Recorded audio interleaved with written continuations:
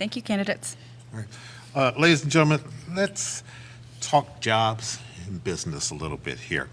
This is sort of a two-pronged question. Whether I'm talking to Brian Calley, former Lieutenant Governor, now over the Small Business Association, or Sandy Barua, leader of the Detroit Regional Chamber, they're quick to say small business is the backbone of America. What would you do to remove the major roadblocks as you see them for small business in this state? And if elected governor, would you use the power that you have to increase, keep the level the way it is, or decrease the amount of money used to promote tourism in this state? Mr. Kelly.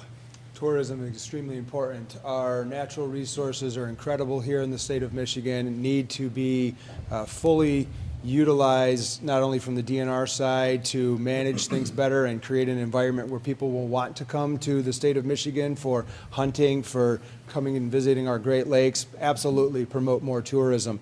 In regard to jobs and businesses, absolutely small business and mid-sized businesses are the backbone of our economy. All this corporate welfare that we see paying hundreds of millions of dollars to these big companies to come here and set up shop, that puts all of our eggs in one basket. We need to provide an environment with energy first and foremost. I'm big on nuclear energy so that we can have abundant and reliable electricity for businesses and be able to lower the corporate income tax, be able to reduce regulations so that businesses can operate, get rid of all of these corporate income or these COVID restrictions. And then Kevin, too, let's talk a little bit about business with you, with your lawsuits. We'd really like to know how you're going to battle Gretchen Whitmer with those.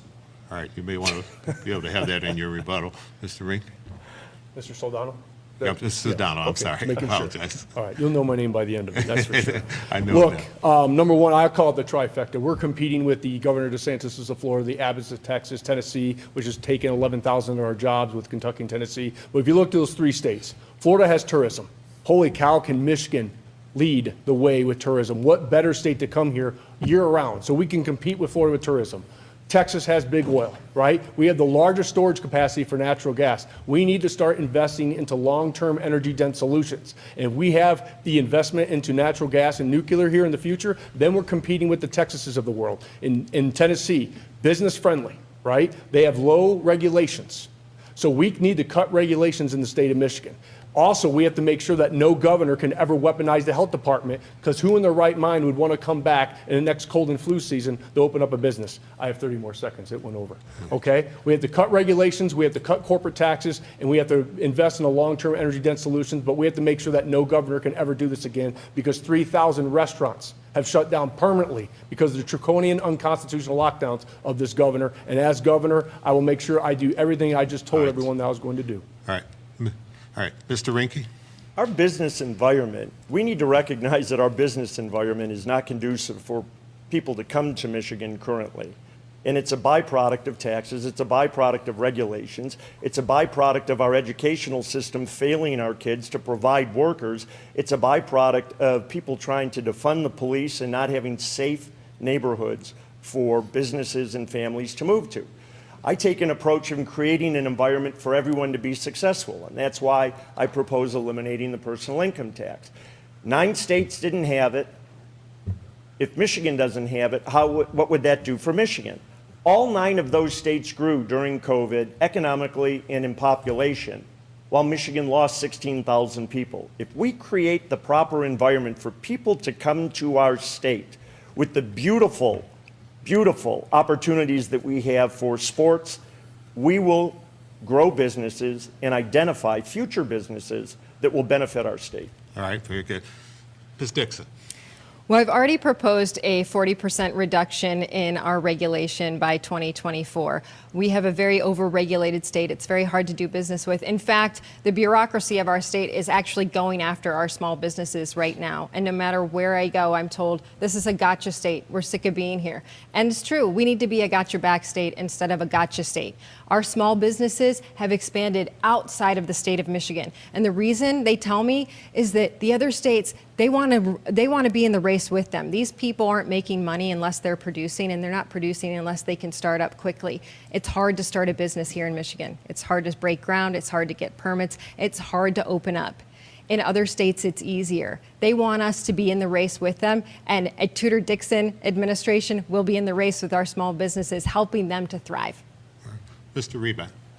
I've been a small business owner in my past history, and I've employed people, and I know what it's like to develop mission statements, vision statements, budgets, and things like that. But the biggest thing that we have to look at when it comes to creating an environment for business is the fact that we have so much government overreach, and everybody I'm talking to around the state, whether they're farmers, whether they're party store owners, or whether they're dentists, is that we have too much administrative state. And in those administrative state, whether it's OSHA or whether it's the health department, those groups have strangled our small businesses. So my goal in my first 6 months is to have 1,000 administrative state employees retire. So we don't have to deal with so much, and we won't hire them back. We're going to have them retire so that we can have a freer economy and less government overreach. All right, I saw a sign for 2 rebuttals, Mr. Sedano and then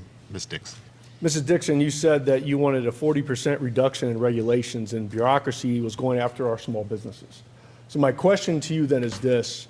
When this was happening 2 years and 3 months ago, when Governor Whitmer was ruling unconstitutionally with her draconian lockdowns, where were you at the front with the rest of us while we were pushing back against this? I haven't seen you at any of the protest or rallies. I did not see you go out and sign or circulate the Unlock Michigan petition to take away that 1945 law. Now, I didn't see you in November of 2020, in December of 2020, when she shut down the restaurants again to 25% capacity. Ms. Dixon. You must have missed me at Marlena's. You must have missed That was me in out March of there 2021. speaking. All right, let's let Ms. Dixon reply. You must have missed me out there on the air also talking about this and making sure there was a national audience. But I Your want to talk podcast? about tourism.